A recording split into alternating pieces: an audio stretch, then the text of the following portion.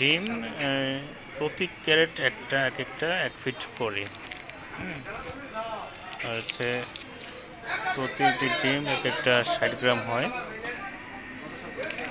ডিমের মাপ অনুযায়ী